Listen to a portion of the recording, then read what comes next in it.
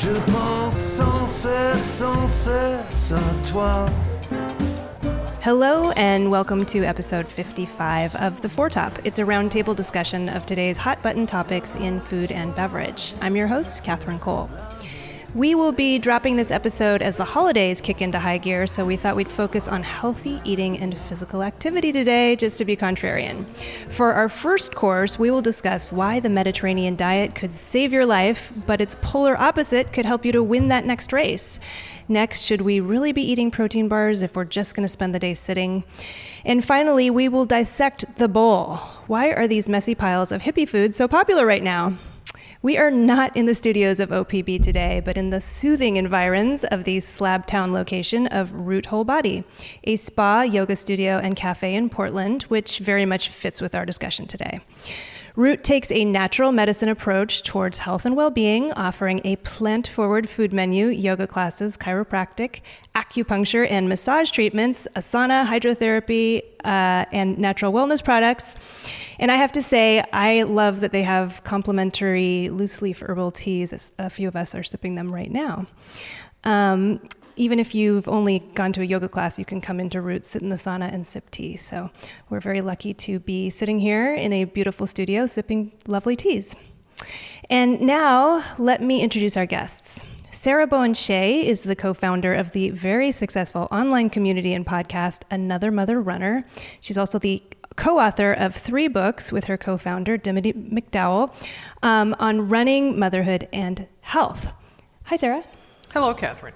Thanks for being here. Delighted. I love your podcast. Thank you. Mia Hassell is a writer, cooking instructor, and author with her brother Miles of the groundbreaking book, Good Food, Great Medicine, which is now in its 4th edition. Congratulations, Mia. Thank you. And thanks for being here. And Miles Hassell, MD, is a physician at Providence St. Vincent Medical Center. He's also a clinical instructor, a professor at Pacific University, and founder of the Integrative Medicine Program at Providence Cancer Center in Portland. Welcome, Miles. Thank you for having me here. All right, folks, let's dig into our first course, Mediterranean diet to live, refined carbs to win, in which I hope that I can pit Sarah and Miles against each other. But first, Miles Hassell, your book, Good Food, Great Medicine, promotes a veggie-heavy, whole-grain Mediterranean diet as a long-term lifesaver. And you warn against refined grains, and I was particularly interested to see that you deem bagels to be bad. So tell us about this diet and how it's going to save our lives. Well, we're not picking on bagels in particular. We're picking on everything that's made with white flour, either processed grains or sweets. The reason is these are nutrient-depleted, low-quality foods that are, in the long run, are associated with more of just about everything that's bad, including things like cancer, dementia, heart disease, stroke, and, of course, if people aren't burning enough calories, obesity. Diabetes is surprisingly common in people who are remarkably appropriate body weight. And so I can find no case for ever preferring a refined carbohydrate food for any purpose. For any purpose? For any purpose. Uh-oh, Sarah. My understanding is that, you're a runner, you race a lot. My understanding is to prepare for a race, the best thing to do is load up on these refined carbohydrates. Is that correct? It is. A lot of people do say to eat white before a race in the day or two leading up to it. But I mean, we are kind of moving away from that because we do realize that there are really no nutrients except for the ones that are pumped into them by, bread makers and things like that. But it is tough on so many runner and other type of athletes' stomachs to have roughage and, vegetables and all that stuff the day or two before a race. I mean, I meet women when I travel for Another Mother Runner who don't eat salads for the week before a marathon because they're like, oh my gosh, I can't have any greens in my diet. So it is a whole lot easier on a lot of people's stomach to be eating white rice, bagels, baked potatoes, things like that, pasta with, just very plain marinara sauce, pizza before a race. And so those are kind of asterisk days that you get to do that. And I gotta say, it's pretty tough. I mean, to eat a whole bunch of white food, it's just not all that appealing to me. And so the days, I remember being in Boston before I ran Boston, just being like, okay, I guess I'll have a bagel. It is kind of bland and boring, but it helps fuel your muscles, and also it just is really easy on the GI tract. Yeah, you actually just reminded me of something I sort of suppressed until now, which is after the Chicago Marathon, I ran that years and years ago. I ate something from a food cart that was like right at the end of the marathon. It was like super spicy, and then I was up all night throwing up afterward because the doctor at the ER said because your body is in shock after running a marathon, and you just need to put really simple bland Yeah, foods. I mean, after you run, you don't feel like do a big effort like that. You don't feel like eating much. That's why a lot of people just drink chocolate milk or something like that because they kind of can't even gag anything down. But yeah, it's a shock to your system in a lot of ways to run 26.2 miles or to ride a 100-mile bike ride or whatever it is you want to do. So you do have to just kind of go easy where you can. And for a lot of people, that's white foods. Mia, is there middle ground between these two, white foods? Well, my first thought was when you mentioned the salads and the vegetables and the roughage, I was thinking, well, you don't have to eat that. You can have lovely, soft, cooked vegetables, including potatoes. Corn might be a little too much roughage, but plain old potatoes would maybe have the same effect. Even brown rice, unless that has too much roughage. Not being a runner, I don't know just how serious it is, but you don't need to have salads or raw vegetables. You can have everything cooked. Our only point would be try to make it real food because we want people to feel good after the marathon as well. Exactly. Real food being? Anything that isn't processed or a food substitute, something that's created to taste like food but isn't. Just something that your great-grandparents would recognize as food is what we have a pretty relaxed interpretation, a pretty relaxed description of what real food is. Wouldn't you say, Miles? Yeah, so I think there's a couple of factors. One is real food is something that comes with all the nutrients that was originally born with. Secondly, I think we always should promote good long-term health over short-term performance. Thirdly, there is a big body of literature of people who promote whole foods even prior to racing, even for carb loading. And you mentioned baked potatoes as an example of that. Baked potatoes are a wonderful whole food for this purpose, brown rice, whole corn, that kind of thing. So, but Miles, when you say you promote long-term health over short-term performance, are you implying that 1 or 2 days before a race of eating white foods is going to hinder going to cut a year or two off your life? We have no idea. In other words, so you're entirely speculating, but I'm arguing that why would you ever include a low-quality food when you have the option of a high-quality food? Well, I'm arguing we should be training people to be thinking long-term. What's life going to be like at 70, at 80, in 10 years from now? But also when I think about when I travel for races and that I if I'm at home, if I do, the Portland Marathon, then I have my kitchen at my disposal and I can be cooking those fruits and making the oatmeal or, cooking those steel-cut oats, something like that. But if I'm in a hotel room at the whim of the buffet or the takeout restaurants that are nearby, you sort of have to do the best you can. And I think that's the type of thing, that's when you think, okay, I'm going to opt for that baked potato and I'm going to, if my stomach can handle it, I'll eat this, the skin on it or whatever, something like that. Yeah, and I would say Miles is even though he's very focused on this business of not even compromising, a healthy athlete who eats well most of the time, they can do anything they want, and it's just that he would find it hard to compromise because he spends his time talking to people who are very sick and who really can't afford a day or two of this. So, but as far as someone like you who knows what they're doing and is intelligent and eats well, or traveling and don't have your own kitchen, I think you'd be the first one to say, I'm not that neurotic. Oh, correct. Because there's this term orthorexic where you overdo all the principles. But what I was hearing from you, Sarah, is what I see translating into too many people saying, "Oh, their whole life becomes exceptions." And so I'm saying, the more we make just a habit of great food and not pretending that white rice and white flour are as good as brown rice and baked potatoes, then I think the healthier we'll be, and the healthier we'll help other people be. Yeah, we did speak about clean eating and orthorexia. I can't remember which episode it was. But yeah, it sounds like you can go to the extreme at either end, right, Miles? Including with exercise. Yeah. The idea of endurance exercise being healthy needs to be questioned as well, of course. Well, I love that we keep mentioning potatoes because I don't know if you saw, I sent the link to an academic report from this year in which a panel of experts reviewed the topic of carbo loading before sports, and they said it is effective, but it seemed like they all recommended potatoes as the best option for carbo loading. They were partly supported by the potato industry. Were they? Oh yeah. This was not and I'm not against potatoes. Don't get me wrong, but there was. That Miles, he hates potatoes. No, potatoes are great food for people that burn the calories.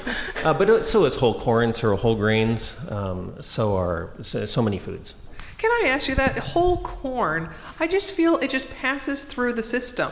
I mean, let's get real for a second. I mean, like when growing up, our next door neighbor had a dog. You could always tell when Princess had been in our yard. Let's just leave it at that. And they had chickens, so Princess would eat their.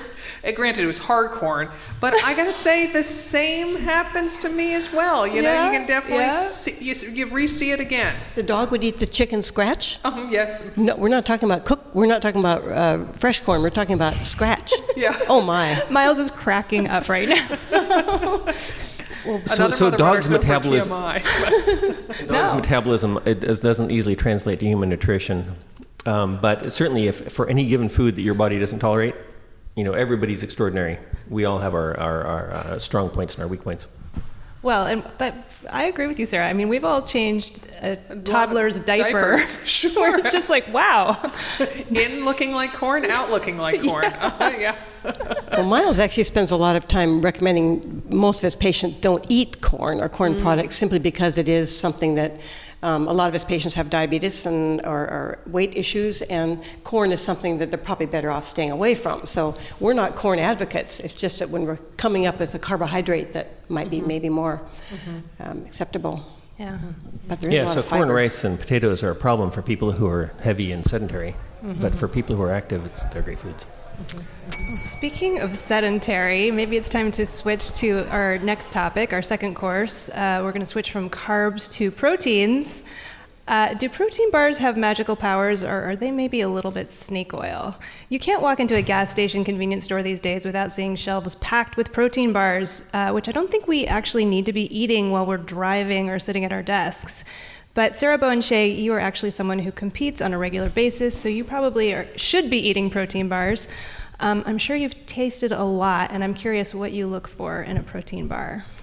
Yeah, so protein, I am, despite what maybe I've been made out to be, I definitely do love whole foods, and I cook a lot, and so that I know there are a lot of people who are very bar-centric. I'm not one of those people, but again, when you're oftentimes traveling for a race, or maybe you've gone somewhere to, I live on the east side of Portland and go over to the trails on the west side, sometimes you just need something to get you back home. And so that protein bars can kind of can serve beautifully in a pinch to help you kind of get from the protein you had at breakfast through to the protein you had at lunch, because you kind of, what we at Another Mother Runner and our Train Like a Mother Club is that, you kind of want this heartbeat of protein throughout the day to keep you going, and particularly after a workout, because, your muscles are open and they're receptive to being restored. So, and that protein can fill that gap. Yeah, and obviously I was an English major, if we want to establish that right from the fact. No science for me, thank you. Well, so Sarah, do you look at the ingredients list when you're buying one? Is there anything in particular you look for or try to avoid? I definitely don't want one that has, back to the whole foods thing, you want one that gets its protein from very natural sources. So whether that's pea protein or egg whites, or I just tried ones that were made from cricket protein flour. And I, would not survive on Survivor eating bugs, but I got to say they were really quite good. And, a vast majority of the rest of the world eats insects. So my kids wouldn't do them because they say, but Mom, we're vegetarian. But they weren't extra crunchy and they were quite good. So, ones that have very few ingredients, short ingredient list, and a flavor profile, because some of them can get so chalky and, I'm not a muscle head in the gym looking to really get a ton of protein. Yeah, I remember those original power bars that you could barely bite into. They were so kind of, chalky and They were sort of rubbery and like solid peanut butter. Yeah. Yeah. Miles, I'm curious, as a physician, what is your stance on protein bars? Well, I think there's several things. First of all, I think protein bars are food for rich white people. And so I sort of think, what's the better alternative? And so for me, things like raw nuts and dried fruit, dates, for example, you can keep them in the car. They sit there for months without being too dried out, are good kinds of foods to keep around. Cold meat, cheese are all foods you can keep handy all the time, less expensive, less processed. And I think the whole issue of processing is overlooked. So Sarah made the example of pea protein, for example. I don't think pea protein qualifies as a food. If you look at how it's actually made, it's almost a reconstituted chemical construct. And so I would argue it doesn't really qualify as a food in the way I would see it. And there's an extensive literature on processed foods that associate them with worse health outcomes. And so, for example, in the Nutrisante study, which was that followed about 100,000 people for about 8 years, of people who, for every 10% increase in processed foods these people ate, which included processed proteins like that, there's about a 12% increase in cancer, driven primarily by breast cancer. Wow. So the whole issue of food processing, I think, is not being appreciated. There's extensive literature. It's a extensively negative literature, and I think we should be encouraging people to learn how to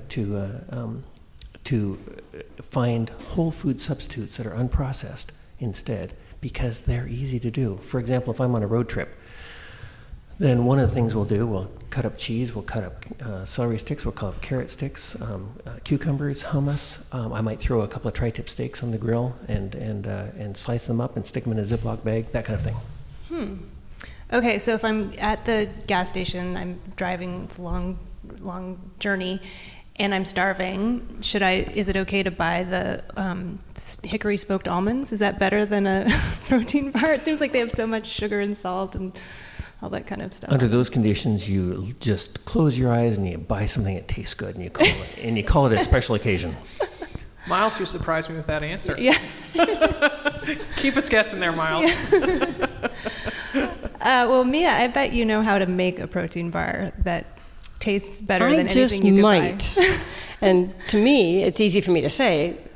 I grew up with a mother who would make, probably everyone's mother made little balls of peanut butter, honey, oats. In her case, she would throw in brewer's yeast, which is a source of protein that isn't highly refined, and it's truly a whole food. It didn't taste good. You plugged your nose if she put it in a drink. But yeah, it is simple to make your own. And because I was listening to Miles' description of all the bits and pieces, and that's not practical when we're talking. Well, I was actually thinking of, I'm maybe still hooked on the athletic part of it, like training and on your way to a race, and you're just maybe not going to have, there's enough just to get there on time. Yeah. But I'm thinking that just doing ahead something like your own version of a protein bar that doesn't have all the junk in it and is truly fuel. And whatever a runner would have to put in it to make it acceptable to their body is fine with me, as long as it's real. Yeah. I did Okay, think. Sarah, what's so funny? I did think about that when I was listening to Miles talk, thinking like, oh, that's a lot of prep work before that road trip, and I'm trying to get out the door. I'm trying to make sure that, maybe the home front is taken care of while I'm going out, leaving the family behind. Have you left them enough crickets to eat? Yeah, things like that. Exactly.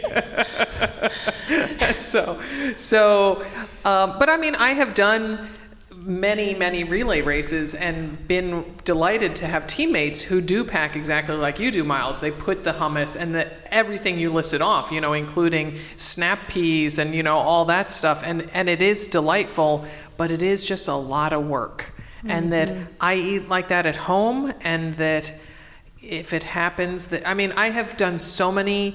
We do live podcast parties, and there have been so many nights that Dimity and I have pulled into that convenience store that you're talking about and been like, what can we find here that we can eat? Mm-hmm. And it's, trying to find the hard-boiled eggs in the cold section, maybe some chocolate milk, and just trying to figure out how we can stay as much away from things that are in packages. Well, because they've got on display what they can sell, and people aren't going to ask for raw almonds. They're going to ask for hickory smoked or honey roasted, or the cashews that are Ranch flavored. that are just or worse, sweetened with. They say honey sweetened, but actually look in the ingredients and they say sugar first, and maybe another kind of sugar, and then there's honey powder. I'd go for the Kit Kat. Wait, but so Miles, I'm not sponsored by Kind Bar, but I will say in those situations, I usually go for the Kind Bar because I can see the almonds. They're actually visible. Is that a good rule of thumb? It might be. Well, certainly better than Kit Kats. Oh, yeah. It'd be better than my choice of a Kit Kat by far. I completely agree. It's not as good as my choice of a handful of dates and a handful of raw almonds. Oh, okay. But the problem I have with all the bars, including Kind bars, Lara bars, Cliff bars, and so on, is that what degree of processing is involved in having something that is shelf stable for months or years. And that's an unknown. But if we look at the food, and I hate to repeat myself, but if we look at the food processing literature, it's not an attractive sight. Even if the only processing that occurs is at a restaurant, it's the temperatures and pressures involved in commercial processing that's the difference. And so that's why, as a routine, I wouldn't do it. As a late night snack at a gas station, I think it's a wonderful idea because that's the kind of times that I get whatever I want. And Kind bars are delicious. Yep. And if they would like to sponsor this show, they're more than welcome to. But I'm kind of reminded about when you talk about pea protein and we're talking about the processing. This nutritional reductionism is such a trap, and you hear, and people are constantly hearing on the radio, oh, it's so simple. You just take a atom of this and a atom of that, and you put it together, and you've got this miracle. Yeah, and people believe that they know what they're talking about, and it's not that simple. The processing part skews everything, and we don't know why any particular food works so well for our bodies. We can only guess. And so when a manufacturer says, "Oh, we know what it is. It's the resveratrol, or it's the this antioxidant in the acai berry, or whatever," they don't have any idea. But they're so positive, and there's a lot of money tied up in it. So they create a whole market. Sorry, I'm going on about this. And I think the observation that, of course, that if this is 5% of your food supply, it's probably not a big deal. Mm-hmm. If it's 20 to 50%, which is typical in our society, it probably is a good deal. So we did do an episode where we talked about Soylent. I'm assuming you're not a fan of that. Have you heard of that, Miles? I apologize. I don't know what it is. I need to get out more. The tech industry came up with it. It's they got their name from the film Soylent Green, but it is basically a shake that is supposed to meet all your nutritional needs, so you don't have to leave your computer. So you can just have 3 of those a day and just keep typing. Well, to start with, that's a bit of a fraud because nobody, including NASA, knows how to feed people synthetically. Mm-hmm. There's big chunks of nutrition that we actually don't know anything about, even nowadays. And so that's the first problem. Second problem is that sitting in front of a computer is really bad for you. And so anything that keeps you from getting up from your computer is an error in and of itself. Yeah. Well, that's why we all got to run. Exactly. Yeah. Maybe not too far, Miles, but we have to run. Yes. Or play ping pong. Oh, yes. So if you look at the dementia literature, the kinds of exercise that appears to be the strongest is what they call exergaming. So things like tennis, pickleball, ping pong. These pursuits that involve socializing and strategy and activity at the same time. And so that's the kind of approach we take. And if anybody wants to come to the Providence Neurologic Institute's conference on this subject later this month, then health professionals are invited to attend. You will be speaking, I presume. Well, as a matter of fact, I am the keynote speaker. I'm sorry to say, I think this episode might be running December 3rd, so we might miss it. Sorry. Darn, but if you want to join a pickleball league, I bet Miles knows where I can find one. Pickleball, not a sport one hears often. Well, maybe we should transition to our third topic. Mia, you mentioned acai bowls. I don't even know if I'm pronouncing that correctly. Neither is Mia. But we've noticed at the Foretop that there are bowls everywhere. You can suddenly, there's even, whole restaurants devoted to bowls. Buddha bowls, whole bowls, mighty bowls, bliss bowls. They have all different names. And we were just curious, what is going on with this trend? Why is everyone suddenly making and eating bowls? So Mia Hassell, you're a pro. What is your reaction to the bowl craze? Complete disinterest. Now, it's only because my niche happens to be working with people who don't know how to cook, who are sick, who are desperate to start somewhere, and they're not going to start at learning a trend. That's not where we are. I say any good food in a bowl is a great idea, especially if it's whole food. And I think eating food in a bowl makes a lot of sense. You don't have to use a bread for a pusher. The sides of the bowl work just fine. So it's a great idea, but it's just the sense of trendiness that bothers me. I don't eat out, so I will admit I've never had a bowl, and I should have one here sometime. Well, that's a great entree into me introducing our special guest. We have Chef Lissa Kane. She's the executive chef for both Root Whole Body locations, as well as Blossoming Lotus here in Portland. And I would like for her to come take over my mic for this bowl segment, because I've had some very delicious bowls at both of your locations. So Lissa, come on in. I'm gonna scoot out. Thank you, Catherine. I appreciate that. So bowls. I had never heard of one until I moved here 11 years ago. My biggest take on bowls is that they're supplanting the sandwich. I think sandwiches are gone and bowls are in. And I think it's a great way to get a lot of healthy foods, whole foods like you're talking about, in one shot. And I don't think they need to be complicated to make. I'm a big proponent of cook with what you have. What's in your pantry? What's on sale at the market? What's in the farmer's market? At the restaurants, we actually make our bowls according to what is on the farmer's availability list. We literally look at their list and order it, and then cook and make our specials from there. I agree totally with eating good whole grains that are much more nutrient dense than our white bread that we all grew up on, right? And I think in a bowl you can put 2 or 3 veggie servings, some good grains or lentils or legumes, or maybe it's a sweet potato or a roasted beet, something that'll satiate you, because those grains are important in terms of feeling full and happy. Bowls, I believe, need a good fat, whether it's an avocado or a nice creamy dressing. Maybe the dressing's made from olive oil, perhaps cashews, that type of thing. Some protein belongs in there, and you can get those from any of those things. I like a bowl with a little bit of pickle in it, maybe something fermented that can help with your digestion. And I think they're visually pleasing. You can put everything in the same plate, one thing to clean up at the end of the night.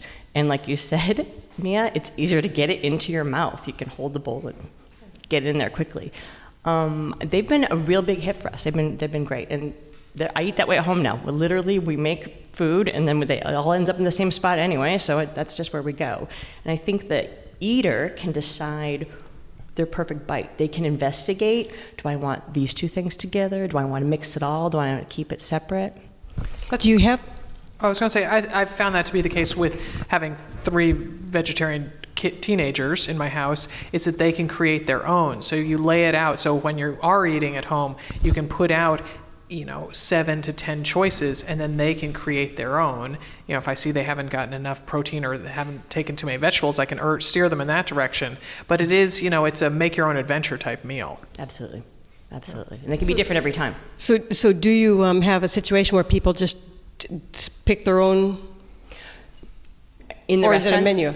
Okay, so ideally we come up with these ideas, and then people always customize. This is Portland. That's what they do. People have favorites, they have allergies, they have preferences, they need 2 of these, they have something they're trying to adjust medically. We were talking earlier about the immunity broth bowl that you had earlier, and it's really good. It came up because we were trying to use what Mother Nature was giving us right now, which is squash, which is high in A, high in vitamin C. It's a great antioxidant. We put a beautiful mushroom miso broth that has 3 mushrooms in it and 3 kinds of seaweed, all wonderful for you, and it makes you feel good. You eat this bowl at Root, and you feel better. It's actually medicine. That's what we're going for, and that's what we're trying to put together. It makes me think of just primitive diets. People have always eaten this way. Absolutely. Because it was a practical way to eat. I think of pho. That's the first thing I thought of when the bowl thing came along, because that's exactly what it was. Meat, vegetables, soup. Yeah, absolutely, and it's very nourishing. Makes you feel satisfied, and you can smell, especially if it's a broth and it's a cold day. You feel nourished as you eat, and that's what it is. Like meatloaf. With breadcrumbs or no breadcrumbs? We don't use breadcrumbs in our meatloaf. We use rolled oats. Fair enough.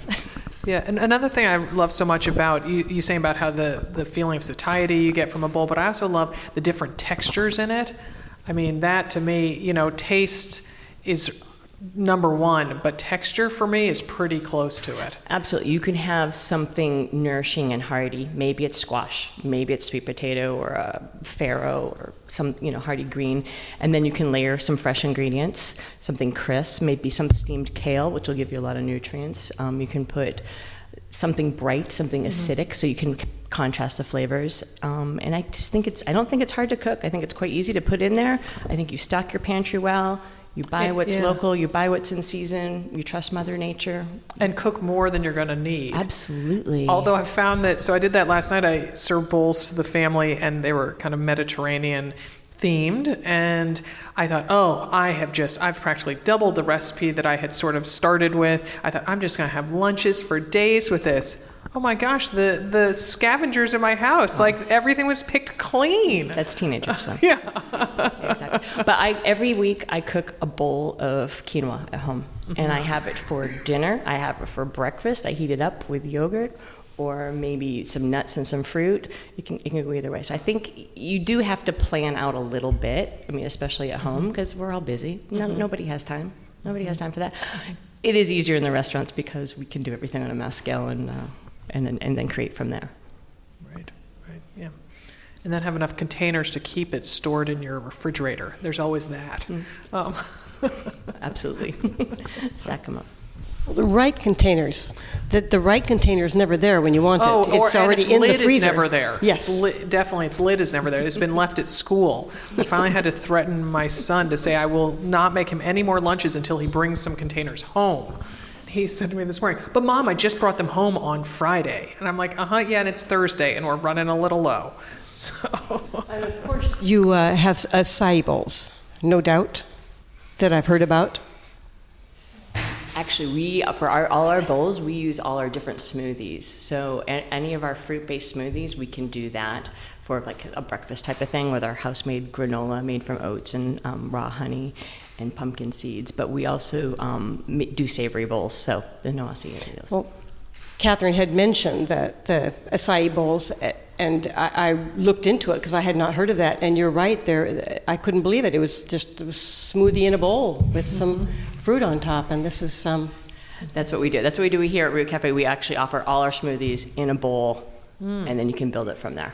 I just ate lunch, but I'm getting hungry all over again. We have immunity bowls. Well, speaking of acai bowls, which I really think are an excuse for adults to have dessert for lunch, maybe it's time to move on to our dessert course, where we each go around the table and share something food or beverage related we've been enjoying this week.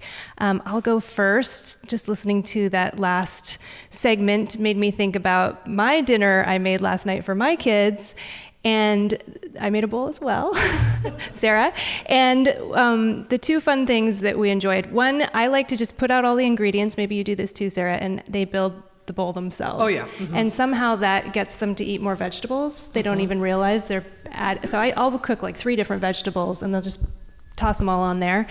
I love that. The other thing is I read that the term Buddha bowl actually comes from true history. They say that Buddha himself was actually thin, not fat, and he would wander around with his bowl and accept donations from people. And he would definitely be getting some rice and then probably some vegetables. He would just stop at different villages or different houses, and people would add things to his bowl. So I thought that was kind of a neat story. So Sarah, did you bring some dessert? I did bring some dessert. It's something that I have been listening to while I've been cooking, which is the audio version of Michelle Obama's new memoir, Becoming. Oh. And she reads it herself. So it is a double dose, in a way, of Michelle Obama. So I highly recommend it. And Michelle Obama used to do a kids cooking contest. Sure, yeah. And Laura Russell, who's been a guest on this show a few times, her daughter won in Oregon one year, and she got to go, because her recipe was chosen, and have lunch with Michelle Obama. Wow. And maybe they got some things from the garden outside the White House, maybe? Yeah. Probably. Nice. Oh, nice. I can't wait to read that book. Thank you. So Mia, it looks like you actually brought a real dessert. Well, I can't help it. Yeah, this is a real, it technically isn't dessert. It's more, protein bar, like we've been discussing, because it made me think of what I do. And so I brought it. So after we finish talking, then everyone can taste it and tell me what they think of it compared to something like a kind bar. Essentially, it's the same thing, but it's much finer, because when you haven't got the, when you don't bind it with syrup, then you can't, then it's a little harder to make it hold together. But so you need to, in this case, dried fruit creates the sticky part, bit of honey and homemade peanut butter. But you've got the pumpkin seeds, the almonds, the dried apricots, the rolled oats, the 85% Dagoba chocolate. Oh, yes. 84% Dagoba chocolate, because chocolate's a very important ingredient health-wise. So anyway, that's my dessert. And it's gluten-free too, it sounds like. In this case, it is, yes. Wow, yeah. Looks good. Thank you for and lots of bringing good those. fat. Good fat. And is the recipe in Good Food, Great Medicine?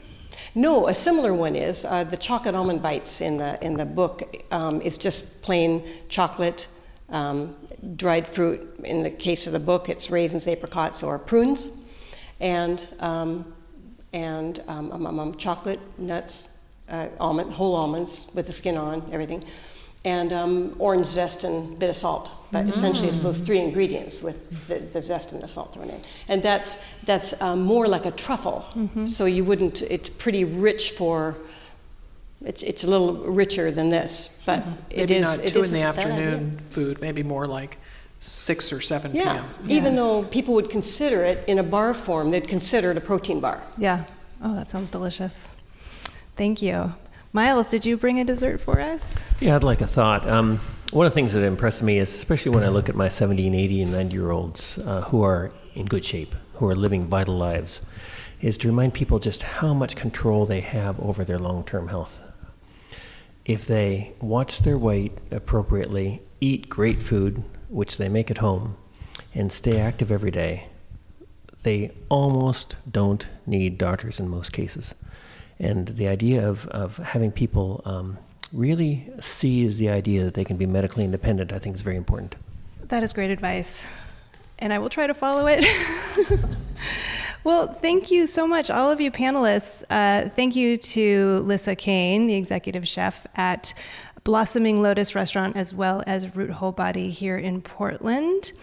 Thank you, Sarah Bowen Shea, whose most recent book is Tales from Another Mother Runner, Triumphs, Trials, Tips, and Tricks from the Road. Although I have to say my favorite book title, Sarah, of yours, is Run Like a Mother, How to Get Moving and Not Lose Your Family, Job, or Sanity. Dr. Miles Hassell and Mia Hassell, co-authors of Good Food, Great Medicine, a Mediterranean diet and lifestyle guide, is now in its 4th edition, everyone. So thank you, everyone, for being here today. Thanks for having us. Thank you. Yeah, thank you, Catherine. And getting back to Sarah's amazing book title, if you are losing your sanity after listening to this episode, we want to hear about it. Our favorite way to get feedback is via social media, where you can spark a conversation among our listeners. Visit our website at thefourtop.org, and you'll find links to all of our social media handles. I am definitely not losing my sanity right now because we were lucky enough to record at Root Whole Body in Northwest Portland's Slabtown neighborhood, so we'd like to thank them for hosting us. Listeners, if you visit Portland, you should definitely check this place out. Today's episode was recorded in the high-fiber, protein-packed city of Portland, Oregon. Alex Ward was our audio engineer and editor today. Izzy Kramer is our assistant producer. Sound supervisor Stephen Cray and the web staff at OPB are our heroes. And our theme music was performed by the incomparable wine importer Kermit Lynch. We are on a temporary monthly schedule while OPB finishes its renovations and I write a book, so if you feel like you're not getting enough of the Four Top, please listen to one of our 54 back episodes. You can find them on your favorite podcast app, and that includes Spotify, iTunes, NPR One, and Stitcher. Or you can get them through our dedicated website at thefourtop.org, where you can also donate to our show. Thanks for listening. Bye-bye. Nuit blanche, nuit blanche, nuit blanche.